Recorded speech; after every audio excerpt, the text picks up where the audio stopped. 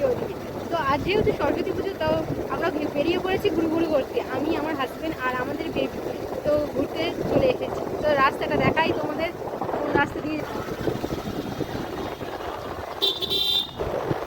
তো প্রকৃতির সৌন্দর্য দেখতে পাচ্ছ, খুব সুন্দর নেচার।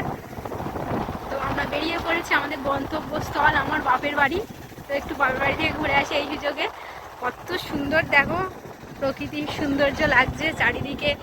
এটা হচ্ছে কড়াই শাক, দেখতে পাচ্ছ কি সুন্দর, সবুজে সবুজ, চারিদিকে সবজি, রাস্তা।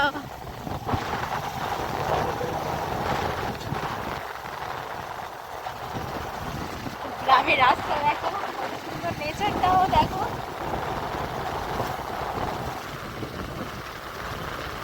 আমাদের চ্যানেলে যারা নতুন দর্শক, তারা অবশ্যই সাবস্ক্রাইব করে নেবে তো আমার চ্যানেলটা, এরকম নতুন নতুন ভিডিও দেখার জন্য। দেখো কত সুন্দর, এগুলো হচ্ছে প্লাস্টিক, পরিষ্কারভাবে দেখানো যাচ্ছে না। ছোট্ট ছোট সরস্বতীরা বেরিয়ে পড়েছে সরস্বতী পুজোর সময়।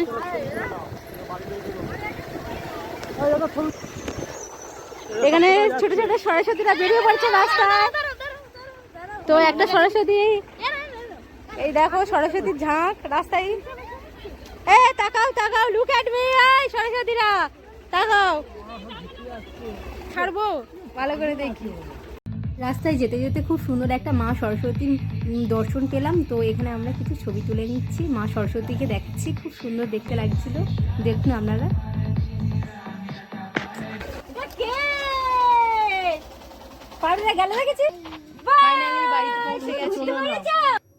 এই যে দেখছেন, এটা আমাদের গ্রামে খুবই জাগ্রত মন্দির, নরসিংহ মন্দির নামে পরিচিত।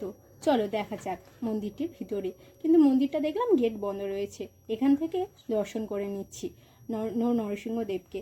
তো আপনারা একটু দর্শন করে নিতে পারেন এই ভিডিওর মাধ্যমে। তো দেখুন নরসিংহদেব কত, দেখছো কত সর্ষে ফুল গাছ, এগুলো আমাদের গ্রামের বাদায় সর্ষে ফুল গাছ হয়েছে। কত দেখো, কত সুন্দর দেখতে লাগছে। ওই যে দূরে দেখা যাচ্ছে মন্দিরটি, ওটি হলো মা বনি বিবিমার মন্দির। কদিন আগে এখানে মেলা হয়েছে বড়ভাবে। তো আমরা আসতে পারিনি, আমার ছেলের শরীর খারাপ ছিল, তো তাই। এখানে আমার ভিডিওটা শেষ করলাম। Tata, bye bye.